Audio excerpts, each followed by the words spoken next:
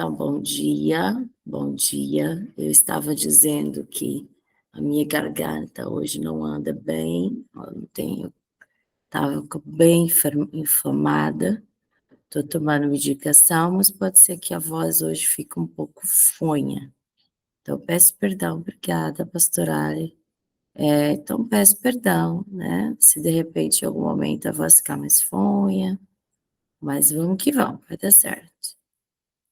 Você que está anotando, anote aí Mateus capítulo 6, tá?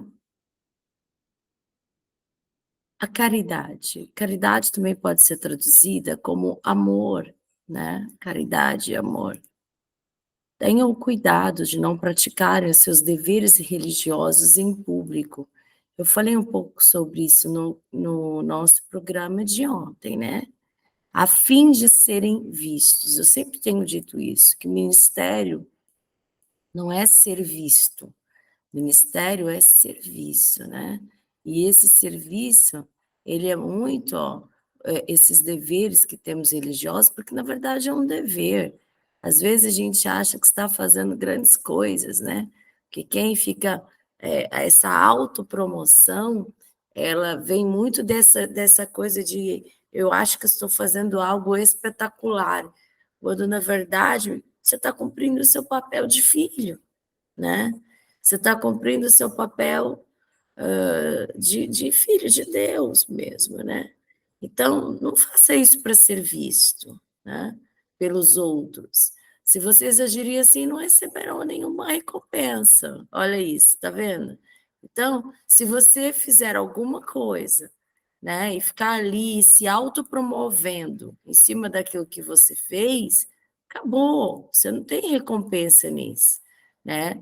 Nenhuma recompensa do Pai. O Pai não vai recompensar vocês que está no céu. E a nossa recompensa é do Pai, né? Não tem que ter recompensa dos homens. Até porque quem faz para os homens nunca fez para Deus, né? Nunca foi sobre Deus. Por isso a Bíblia vai dizer que tem uma galera por aí trabalhando que naquele grande dia vai levar um susto.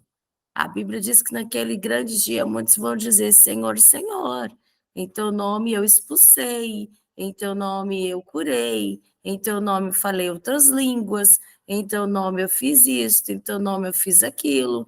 E ele vai dizer: eu nunca conheci você, não sei nem quem você é, faço ideia de quem você é, porque faziam de forma equivocada, né? Não faziam como é para ser. Então, os nossos deveres religiosos, eu não tenho que sair contando o que ando fazendo, né? Olha, eu faço isso, eu faço aquilo, olha, se autopromovendo em cima daquilo que faz ou deixa de fazer, autopromovendo em cima da caridade que faz. Olha, eu ajudei fulano, eu ajudei ciclano, eu estou ajudando o Beltrano, eu fiz isso, como se fosse algo realmente muito espetacular, quando na verdade é o seu papel ajudar mesmo, né? Afinal, somos filhos. Quando você der alguma coisa a uma pessoa que precisa, então, quando você for dar, não fica contando o que você fez. Não fica falando por aí, eu fiz isso ou aquilo. Como os hipócritas fazem nas sinagogas e nas ruas. Então, ele vai chamar essa pessoa que dá alguma coisa a alguém ou que faz alguma coisa para alguém de hipócrita, né? Você está sendo hipócrita, né? Eles fazem isso só pelo elogio. O coração deles nunca foi agradar a Deus, mas foi ver o elogio dos outros. O coração nele está ali. Aí tudo bem, mesmo que ele receba o elogio, né? Ele vai, a recompensa dele é aqui na terra. O pai não vai honrar ele, porque ele já recebeu a recompensa. Então tá. As pessoas vão dizer: olha que grande mulher, olha que grande homem, e pronto, e acabou. E essa vai ser a tua recompensa. E a nossa recompensa tem que vir do papai, né? É muito melhor a recompensa que vem do pai. Então não fica falando. Eu afirmo a vocês que isso é verdade. Olha isso aqui, ó. Eles já receberam a sua recompensa, ou seja, não fique esperando que você vai receber recompensa do pai, porque não vai. porque você se autopromoveu em cima daquilo que você fez. Na prática, não fez para a glória de Deus. Na prática, fez para a sua própria glória, porque queria ser visto, porque queria ser reconhecido, porque queria que as pessoas dissessem, uau, como ele é boa, uau, como ele é bom, né? Então, isso não é cristianismo. Cristianismo não é isso. A gente precisa ter cuidado para que não se autopromover por meio do evangelho. O evangelho não é autopromoção. Nós não nos movemos para a nossa glória, nós não promovemos pelo nosso nome. No reino de Deus, o nome de Deus é que tem que ser levantado, não o seu nome, não o meu nome, né? É o nome de Deus. A gente não promove o nosso nome, a gente promove o nome de Deus. E a gente tem visto por aí uma geração que luta pelo seu nome, que quer levantar o seu nome, né? O evangelho, se a gente for olhar Jesus, né, a forma como Jesus se posicionou, é assim que temos que nos posicionar. Muitas vezes Jesus fazia um milagre e dizia, olha, não conte a ninguém, olha, não fale nada. Não era sobre isso, ele dizia, a minha glória é fazer a vontade do papai. Né? O ápice do ministério de Jesus foi a cruz, foi o escárnio da cruz, foi a vergonha da cruz. Ele se fez maldito por nós. Ele desceu. O reino de Deus é as avessas. No reino humano, se você quer ser grande, você tem que crescer.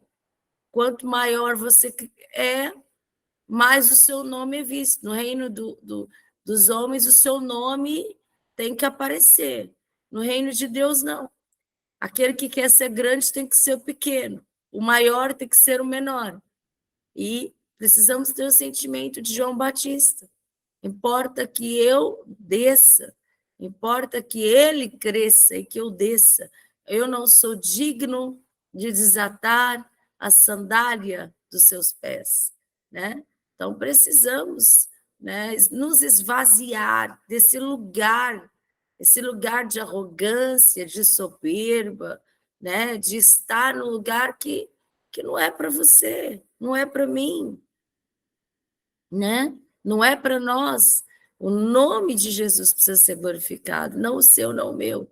Senão vamos ser essa geração dos homini... Judá tinha 2 filhos, né? Um foi morto por ser mau. A Bíblia diz que ele era muito mau, e foi morto. E aí o irmão tinha que suscitar a ele filhos. E ele, o irmão sabia que esses filhos, pela tradição judaica, não teriam seu nome, teriam o nome do irmão que morreu. E ele disse, não vai ter meu nome, eu não vou gerar, não quero. E diz que quando ele se relacionava com a viúva de seu irmão, com a sua cunhada, ele deixava o sêmen cair no chão. Por quê? Porque ele dizia, se não vai ter meu nome, também não vou gerar. Se não vou ser honrado pelo meu feito, eu não vou gerar. E aí também morreu, também morreu. Então tem uma geração por aí que diz, vai ter meu nome? Não, então não vou gerar. Eu só gero se tiver o meu nome, né? E esse é um sentimento maligno, maligno mesmo.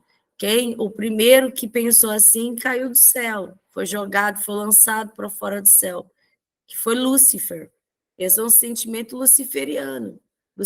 Lúcifer, ele quis que Deus não fosse glorificado. Ele quis a glória que era de Deus, né? Lúcifer, ele queria uma glória que era de Deus. Ele quis sentar-se e receber aquilo que era de Deus. E convenceu a terça parte dos anjos a isso. E por isso eles caíram da presença de Deus. Então, cuidado com esses sentimentos malignos, isso é maligno, isso é de Lúcifer, isso é satânico, né? Todo sentimento. Toda vez que no seu coração o sonho é crescer, e quando eu falo crescer, subindo e não descendo, né?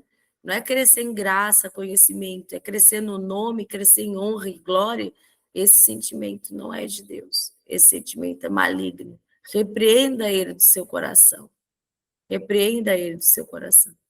Mas você, quando ajudar alguma pessoa necessitada, faça isso de tal modo que nem mesmo o seu amigo íntimo, gente, presta atenção, nem o seu amigo mais íntimo. Você está entendendo isso? Quando você for fazer quando você for ajudar alguém, uma pessoa muito necessitada, nem o seu amigo mais íntimo você vai deixar saber.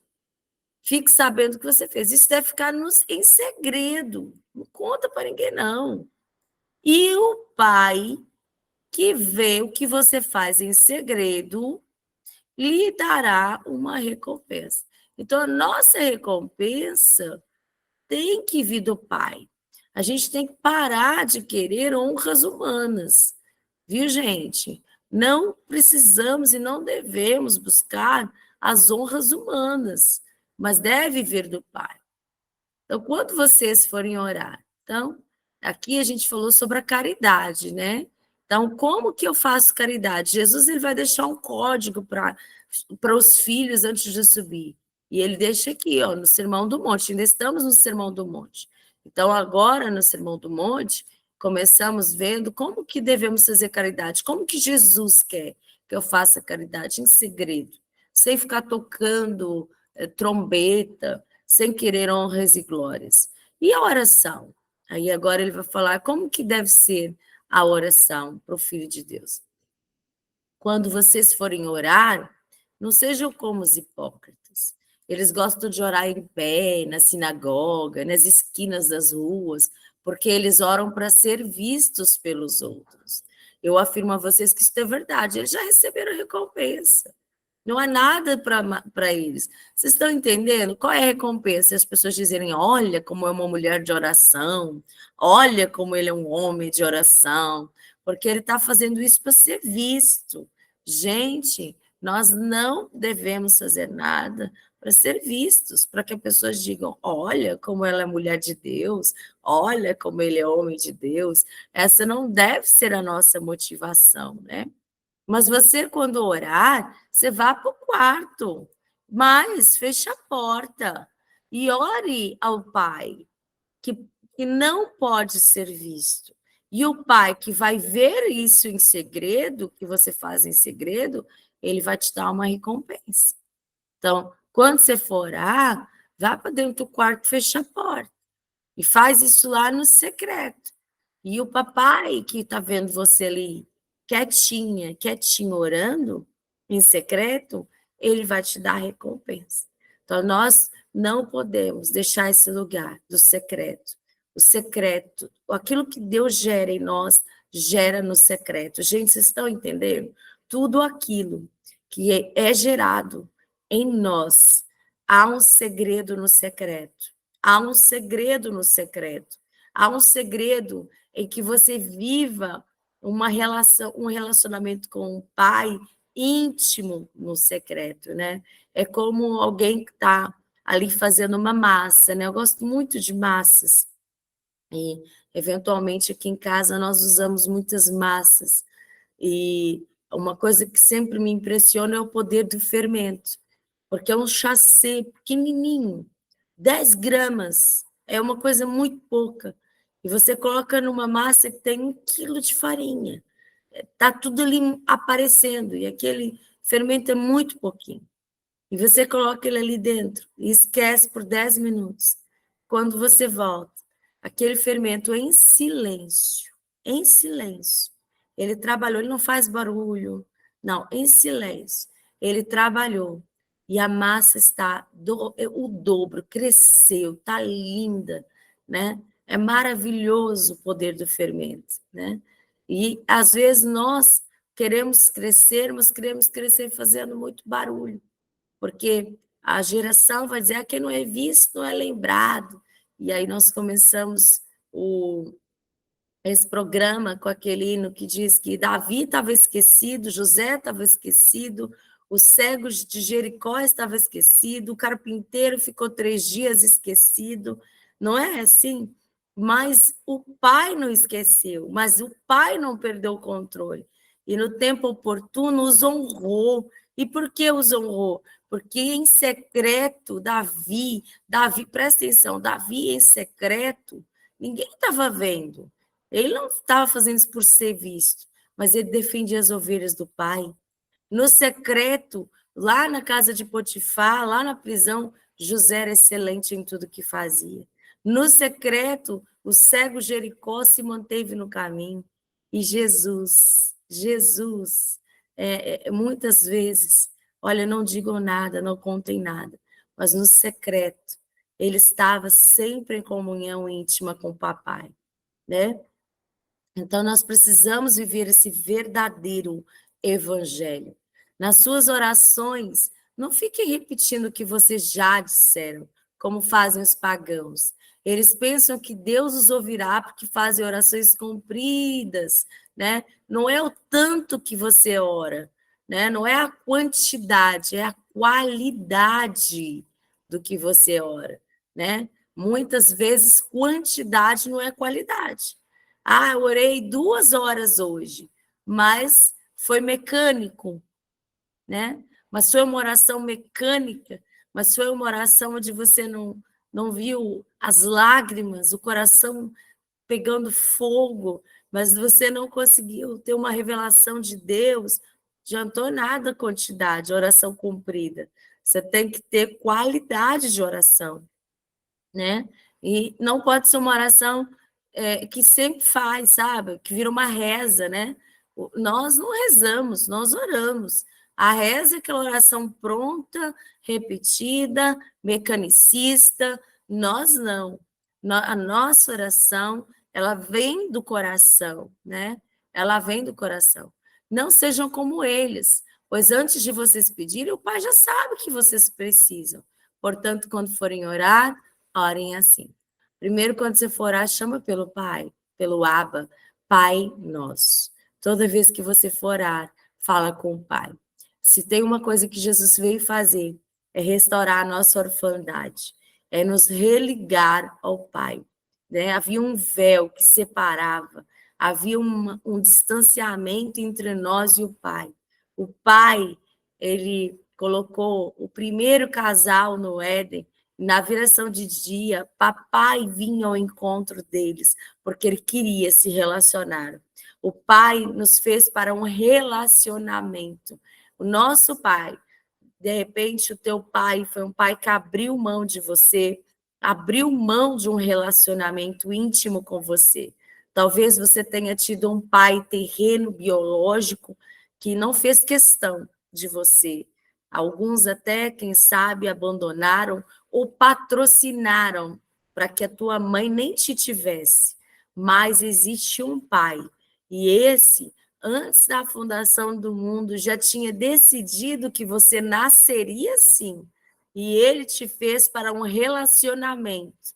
E não é qualquer tipo de relacionamento, mas um relacionamento íntimo, um relacionamento profundo, um relacionamento da profundidade. E aí, quando o homem pecou, fomos distanciados outra vez do Pai. Mas como o Pai não desiste dessa relação íntima com os seus filhos, ele mandou o seu bem mais precioso. Ele mandou o nosso irmão mais velho, o seu primogênito até então, depois se tornou unigênito. Na cruz do Calvário, Jesus deixou de ser primogênito e se tornou unigênito. Ele era o primeiro, ele era o único, perdão, na cruz do Calvário deixou de ser unigênito, o único filho, para se tornar primogênito, o primeiro de muitos irmãos.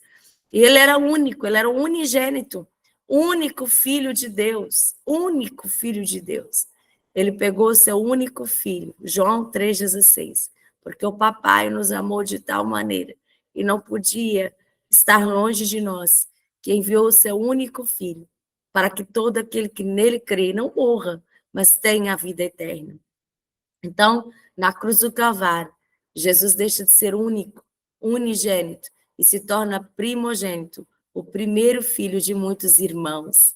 E nós somos hoje irmãos de Jesus. Ele é o nosso irmão mais velho. Somos uma grande família de filhos parecidos com Jesus, discípulos de Jesus.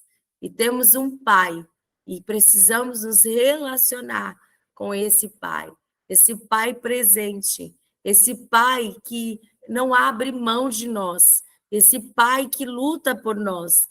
Toda orfandade é resolvida na cruz do Calvário. Toda orfandade é preenchida, é curada na cruz do Calvário. Então, quando vocês forem orar, orem, Pai nosso, que estás no céu. Que todos reconheçam o teu santo nome. Então, perceba que você deve desejar que o nome de Jesus seja reconhecido como santo. Então, que todos vejam, reconheçam que tu és santo, né? E como que as pessoas vão reconhecer Jesus como o nome do Pai como santo? Ou, em outra versão, está santificado seja o teu nome. Como que o nome de Deus é santificado? Pela minha vida. Por isso, nós temos que ser santos. A Bíblia diz ser santos porque eu sou santo, né? E ele não estava falando de santos do São Paulo, viu, gente? Em São Paulo, aqui no Brasil, para quem está aí fora na Europa, tem um time chamado Santos, né? Não é para você ser do time de santos, era para ser santo mesmo, né? Ser de santos, porque eu sou santo. E Deus não vai te pedir algo que você não possa, né? Ele não é injusto. Se ele falou para você ser santo, é porque você pode ser santo. Sabemos, no entanto, que a santidade ela é progressiva. Ou seja, hoje eu preciso ser mais santa do que eu fui ontem, né? E amanhã eu preciso ser mais santa do que eu estou sendo hoje. E quando as pessoas olham para mim e veem uma vida de santidade, o nome de Deus também é santificado, porque eles dizem, ela é assim, porque ela parece com o Pai. E o Pai é santo. Olha, ela parece com Deus. E depois ele nos ensina a orar para que venha o reino. Olha, quando forem orar, peça que o reino venha, né? O reino de Deus precisa ser estabelecido na terra. Eu, como filha de Deus, preciso lutar para que haja uma manifestação do reino de Deus aonde eu estiver. O reino de Deus precisa ser estabelecido nas cidades. O reino de Deus precisa ser estabelecido nas vielas, nos campos, em toda a terra, nas tribos e nações. Os filhos de Deus precisam estabelecer o reino. Eles precisam ser representantes do reino na terra, onde você está. Você representa, você é embaixador, você é sacerdócio real, você é um embaixador, você é um representante do reino de Deus na terra. Isso é muito profundo, né? Eu, por exemplo, preciso ir na embaixada, no consulado brasileiro em Portugal, porque eu preciso lutar pela minha dupla cidadania. Eu tenho um pai brasileiro, uma mãe brasileira, mas eu nasci em Lisboa, nasci em Portugal, sou portuguesa, sou natural de Portugal. Mas quando eu nasci, meu pai disse que todos os filhos seriam brasileiros. Ele não queria a dupla cidadania. Ele fez questão de que todos os filhos fossem brasileiros. Então, ele foi lá no consulado brasileiro e fez toda a nossa certidão com a nacionalidade brasileira. Mas agora me é interessante a dupla cidadania. Então, eu tenho que ir lá no consulado e fazer os trâmites para que eu possa converter a minha nacionalidade em uma dupla nacionalidade. E a embaixada, por exemplo, alguém que é brasileiro, a Aninha que está lá em Portugal hoje, que é brasileira, se alguma coisa acontece em Portugal, ela tem que correr para a embaixada dela. A embaixada é o lugar que vai proteger ela lá em Portugal. Em Portugal tem a embaixada do Brasil. E ela precisa correr para a embaixada dela, não é assim? E a mesma coisa, as leis. Eu sou brasileira, mas eu estou em Portugal, então as regras passam a ser portuguesas. Não, porque você representa uma nação. É a mesma coisa que um embaixador de um determinado país, né? Ele sai do seu país para representar ele em outro país. E o país dele e tem determinados pensamentos.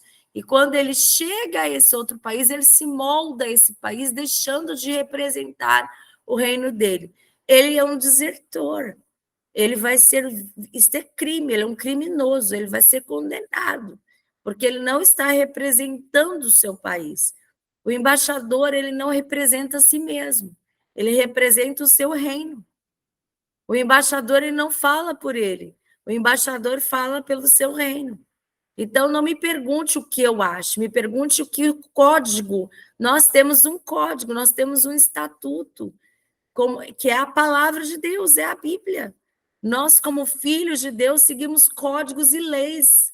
E a nossa vida, a gente precisa respaldar a nossa vida na Bíblia. A Bíblia deve ser a nossa regra de fé e prática. Então, eu não digo o que eu acho, mas eu não acho nada. Eu acho o que a Bíblia acha. O que você acha disso? Nada. Eu não represento a mim mesma, eu não represento o que eu acho. Eu não digo o que acho. Eu represento um reino. Então, eu não tenho direito de eu achar nada. Eu tenho que ir lá no meu código, né? Aqui no Brasil, nós temos Ai, gente, me passou o nome, que são onde estão as leis do Brasil. Se vocês puderem colocar aí nos comentários, eu estou mesmo apagado da minha mente. Mas nós temos que seguir esse código. Se você quebrar esse código, você é preso. Se você ferir, você é criminoso. Você vai. Isso, obrigado, Michele. O Código Penal, né? Existe, mas não é o Código Penal, não. É o que governa as leis do país, sabe? Não é as leis da justiça, não. É as leis do país, o que rege o país, se vocês lembrarem. E aí, se eu quebrar as leis do meu país, né, o país diz que não pode isso. Aí eu vou lá e faço, eu sou condenado, eu sou preso. A Constituição, isso, Bruna, é isso aí. Nosso país, ele tem uma Constituição Federal, isso aí, Raquel. Obrigada, Bruno, obrigada, Michele, né? E se nós quebrarmos essa Constituição, nós vamos presos, nós somos vistos como criminosos. As pessoas vão olhar para nós com desrespeito. Agora, a Constituição brasileira não é a mesma da portuguesa. A Constituição brasileira não é a mesma da África. Nós temos a nossa Constituição. Aí você sai daqui e vai lá para outro país e vai ferir a Constituição brasileira. Se você é brasileiro, você vai ser eu esqueci o nome. Gente, estou bem hoje, hein? Você vai ser devolvido para o seu país e você vai ser condenado no seu país pelas leis do seu país, porque você pertence a um país. E, gente, nós somos deportados. Isso, Raquel. Nós somos, presta atenção no que eu vou te dizer, nós pertencemos a um reino, o reino de Deus. Antes de termos uma Constituição brasileira, você tem a Constituição do céu. E essa Constituição está dentro da Bíblia. Então, se você fere um princípio divino, se você fere a palavra de Deus, você está ferindo a sua Constituição, gente. Então, não tem o que eu acho, não tem o que eu acredito, tem o que a Bíblia acha, tem o que as leis do meu país acham. Nós temos leis. Antes de eu obedecer às leis do Brasil, como filha de Deus, eu tenho que obedecer às leis do meu país, às leis do reino de Deus. A minha primeira verdade tem que ser a Constituição do céu, que é a Bíblia. Ok? Então, nós precisamos saber disso, que antes de qualquer coisa, eu não represento a mim mesma, eu represento um reino, eu represento o reino de Deus.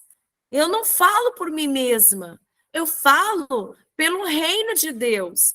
Então, não me venham perguntar, o que você acha, pastora? Eu vou te dizer, eu não acho nada, eu não tenho que achar nada. As regras não são minhas. Eu tenho que achar o que a Bíblia acha. Eu manifesto o reino, eu trago o reino. Eu vivo o reino, eu represento um reino. Amém, gente? E aí ele vai dizer, e quando você for orar, você tem que desejar que, ó, que tua é a vontade. Ó, que a tua vontade seja feita aqui na terra como é no céu. Que aqui na terra, a vontade de Deus, o reino de Deus, a constituição que rege o céu é a constituição que rege a terra. E é muito do que eu vivo aqui. Eu nasci em Portugal, eu sou portuguesa, mas eu estou no Brasil. Ok, mas aqui eu preciso viver como uma portuguesa, porque eu vou ser regida pelas leis de Portugal. O embaixador, ele não vai ser regido pelas leis do país onde ele está, mas do seu país de origem. Ele vai ser julgado pelas leis do seu país de origem. E qual é o nosso país de origem, gente? Coloca aí para mim. Qual é o seu país de origem? Não é o Brasil.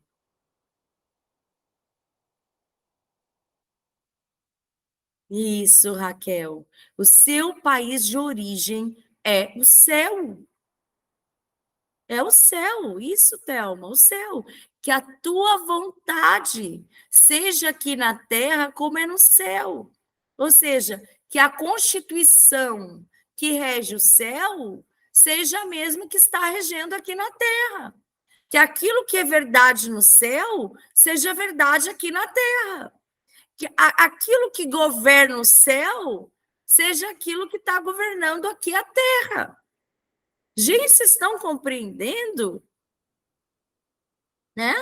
Então, eu preciso desejar que o governo do céu governe a terra. E eu preciso fazer com que isso aconteça me sujeitando a essa vontade. E ele vai dizer, dá-nos o alimento que precisamos. Gente, isso é muito importante. Ou o pão nosso de cada dia nos dai hoje. Só tem um jeito de você entender isso, ó. Deus não vai deixar faltar, mas ele também não vai te dar nada mais do que você precisa.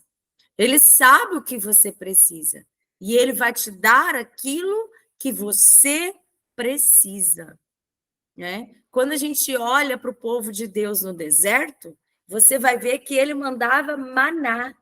Lembra do maná? E o maná, ele era dado diariamente. E aí, o povo não estava acostumado, Deus deu uma ordem, olha, vai cair o maná do céu para alimento, para alimentar vocês, e vocês não devem guardar. Pega só o que precisa para hoje. Olha o que Deus manda. Pega quando caiu o maná, lá o povo de Israel no deserto. Vocês vão pegar só o que precisa para hoje. Porque a gente tem muito desespero com o amanhã, né? A gente fica preocupado com o amanhã. Tem gente que nem dorme pensando no amanhã. Está sempre focado no amanhã, né? Mas ele diz, quando vocês pegarem é só para hoje, porque o seu amanhã está nas minhas mãos. Eu não perdi o controle, né? Tem um hino do Cântico Cristão que diz, porque ele vive, eu posso crer no amanhã. Porque ele vive, temor não há. Porque eu sei que a minha vida está nas mãos do meu Deus, que vivo está. Então, dá-nos hoje o pão que precisamos para hoje.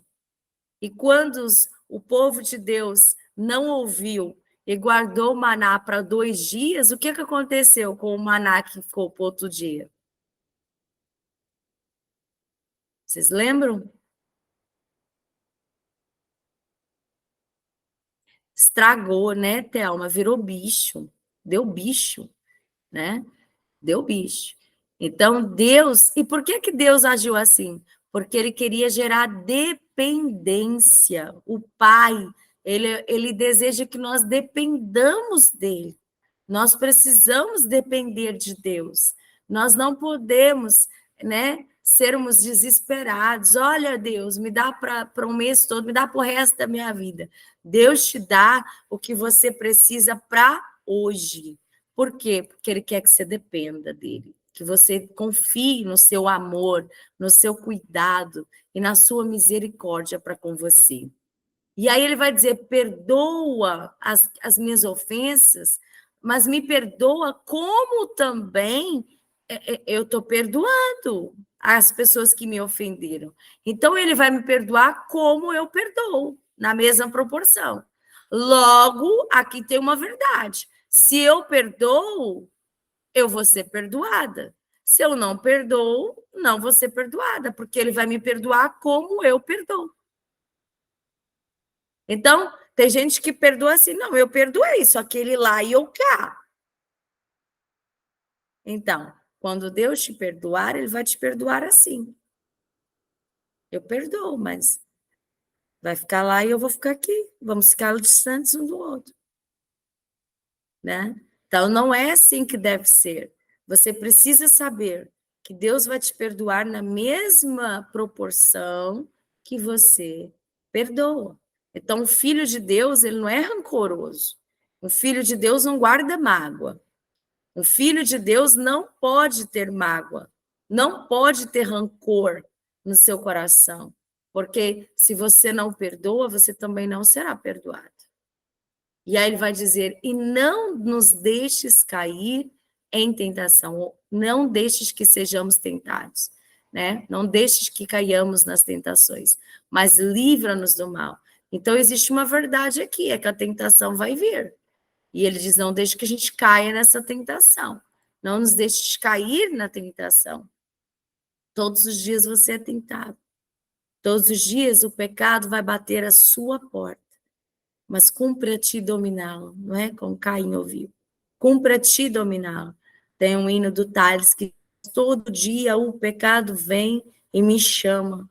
Todo dia vem as tentações, mas eu escolho Deus, eu escolho ser amigo de Deus, eu escolho Cristo todo dia. Eu já morri para a minha vida e agora eu vivo a vida de Deus, né? E é isso. Eu preciso entender que a minha vida, né? Ô Senhor, não deixe eu cair em tentação. Eu vou ser tentado, mas não me deixe abrir a porta para as tentações, né? Não me deixe abrir a porta, porque o mal não pode me tocar a menos que eu abra a porta, né? Então, Senhor, me ajuda a vigiar o meu coração, me ajuda a vigiar as minhas emoções, me ajuda a vigiar os meus pensamentos, as minhas ações, para que eu não caia em tentação, na tentação. Pois teu é o reino, teu é o poder e tua é a glória. Então a gente precisa saber que o nosso reino é o reino dele, né? Ele é Senhor. Ele é Senhor. É Ele que tem que estar no trono do nosso coração. É Ele que tem que governar as nossas vontades. É Ele que tem que governar a nossa vida, né? Tem muita gente que não coloca Cristo no reino. É Ele que reina. A cruz está aqui e o eu está sentado. É minha vontade. Só leio a Bíblia quando eu quero. Só oro quando eu quero. Só vou na igreja quando eu quero. Eu só sirvo quando eu quero. Eu só trabalho naquilo que eu quero. Eu só faço o que eu quero. Isto não é uma vida que agrada a Deus. A vida que agrada a Deus é uma vida onde Jesus está lá, sentado no centro do nosso coração. Que Jesus seja o centro da nossa vida. É isso que deve acontecer. O reino de Deus é o governo de Deus e não eu. O eu morre. Não vivo mais eu. Não vivo mais eu, mas é Cristo que vive em mim. Agora é Ele que governa e não mais eu. O eu morreu e Ele governa. Então, agora nesse novo governar, a minha constituição, eu vou viver a palavra. Aqui nesse novo governo, Aquilo que é verdade no reino de Deus é verdade para mim. A vontade de Deus é minha vontade. Então, pois teu é o reino, teu é o poder, e eu trabalho pela sua glória. Eu trabalho pela sua glória. Eu não trabalho para a minha glória, mas eu trabalho para a sua glória.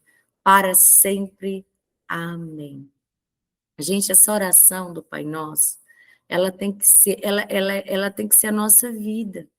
A oração do Pai Nosso, ela tem segredos muito, muito, muito vitais.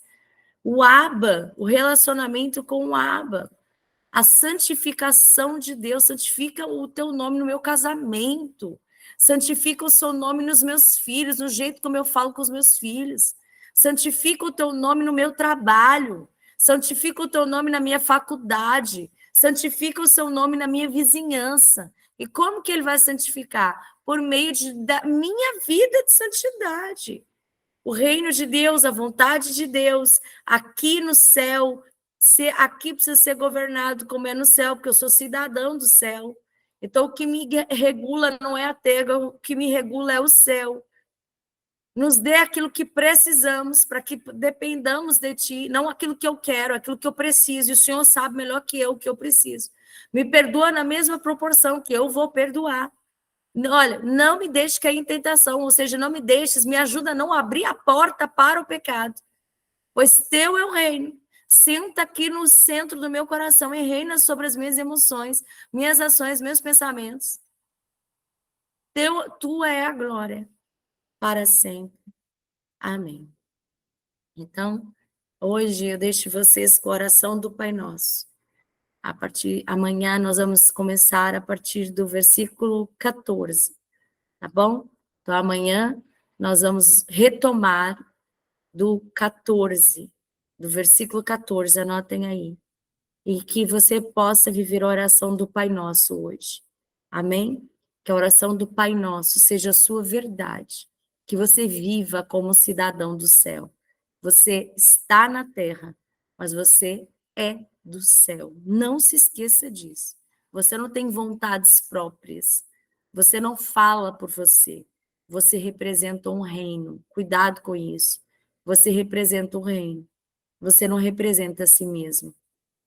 Vamos orar? Senhor Deus, nós queremos viver essas verdades do Sermão do Monte. Nós sabemos que essa é a nossa constituição, a tua palavra. A tua palavra deve ser a nossa regra de fé e prática. Nós sabemos que não representamos a nós mesmos, mas nós representamos esta palavra, as verdades do reino de Deus. Nós representamos o reino dos céus. Santifica o teu nome, Senhor, em nossas vidas. Nos dê aquilo que precisamos. Nos ajuda a depender de ti, a receber o maná de cada dia. Nos ajuda a perdoar como, Senhor, o Senhor nos perdoou. Nos ajuda a derramar sobre o outro a graça que nos foi derramada. Porque se não perdoarmos, também não seremos perdoados. Teu é o reino, tu é a glória, teu é o poder, para sempre. Amém e amém. Pessoal, até amanhã. Amanhã, então, retomamos do versículo 14. Um beijo, até lá.